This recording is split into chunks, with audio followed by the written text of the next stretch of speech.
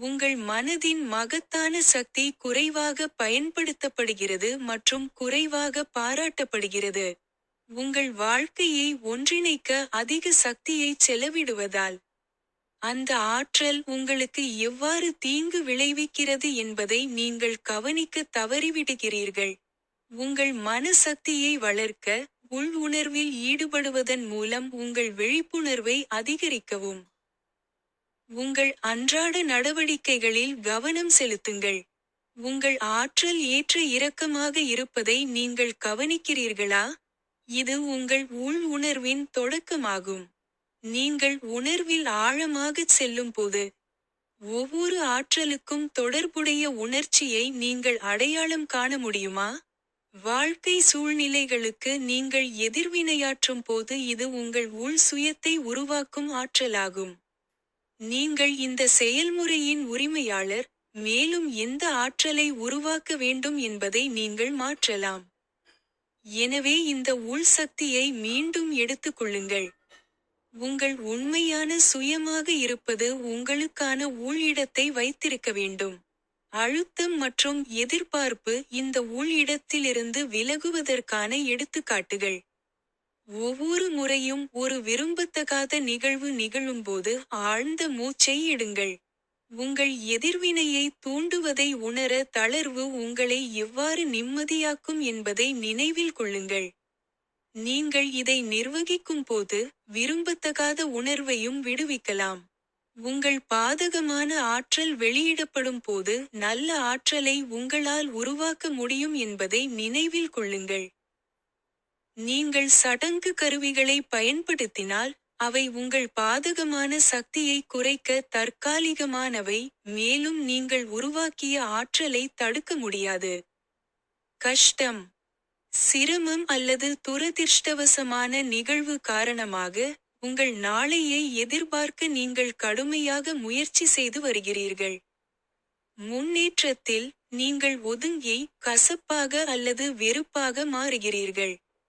இந்த அதிர்வுடன், உங்கள் சூழல் உங்களைப் போலவே மாறுகிறது. விரும்பத்தகாததை மாற்றுவதற்கு ஒரு நல்ல ஆற்றல் எது என்பதை நீங்கள் புரிந்து கொள்ளவில்லை. அதைப் பற்றி முன்கூட்டியே இருக்க, நீங்கள் உங்களுக்குள் தொடங்க வேண்டும். சில வாழ்க்கை சந்திப்புகள் மீதான உங்கள் எதிர்மறையை தீர்ப்பு மற்றும் வெறுப்பு மாற்ற நீங்கள் என்ன செய்ய முடியும்? முதலில் எதிர்மறையை வெளியிடாமல் நேர்மறையில் மட்டும் கவனம் செலுத்த முடியாது என்பதை எச்சரிக்கவும், இல்லையெனில் எதிர்மறையை அடக்குவது அல்லது புறக்கணிப்பது ஒரு நாள் வெடிக்கும். நீங்கள் ஏற்கனவே அதை அனுபவித்திருக்கலாம். இருண்ட மேகத்திற்கு உங்கள் மீது எந்த ஆர்வமும் இல்லை. ஆனால் உங்கள் சிந்தனையால் அது ஆக்கிரமிக்கப்பட்டுள்ளது. யதார்த்தத்தை மிகவும் நேர்மையான, உண்மையான வடிவத்தில் செயல்படுத்த முடியாமல் நீங்கள் எவ்வளவு குழப்பத்தை ஏற்படுத்துகிறீர்கள். எனவே, நீங்கள் பெரும்பாலும் நோக்கத்தை தவறாக புரிந்து கொள்கிறீர்கள். நீங்கள் பகுப்பாய்வு செய்பவர் என்று நீங்கள் நினைக்கலாம், ஆனால் இது உங்கள் துண்டு துண்டான ஆன்மாவின் ஒரு பகுதி மட்டுமே. உங்கள் ஒவ்வொரு சிந்தனை செயல்முறையிலும் உங்கள் உணர்ச்சி பக்கம் ஈடுபடுவதை நீங்கள் ஏற்றுக்கொள்ளும்போது, நீங்கள் அதிக சாத்தியக்கூறுகளுக்கு திறந்து, வேறுபட்ட பார்வையை கொண்டிருக்கலாம். உங்கள் நிகழ்காலத்தை நீங்கள் ஏற்றுக்கொள்ளும்போது நீங்கள் உண்மையானவர் அல்ல, உங்களை மேலும் ஆராய விரும்புகிறீர்கள். நீங்கள் உங்களை சாதாரணமாக வெளிப்படுத்தினாலும், அதை வெளிப்படையாக ஒப்புக்கொள்ள மாட்டீர்கள் அல்லது அதை நீங்கள் அறிந்திருக்க மாட்டீர்கள் என்ற ஆழமான உணர்வை நீங்கள் மறைத்துவிட்டீர்கள்.